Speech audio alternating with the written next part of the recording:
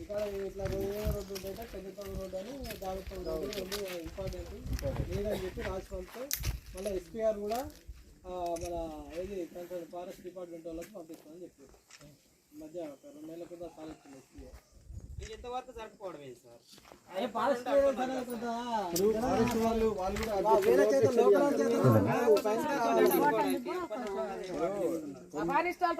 మాట్లాడతాం కదా సార్. మాకు రోడ్డు వాళ్ళు కూడా నడుస్తారుగా. అదే మా తమ్ముడు కూడా వస్తే ఎంపీపీ గారు సార్ మేమైతే వేయం ఓటాను. మా తమ్ముడు అయితే ఇప్పుడు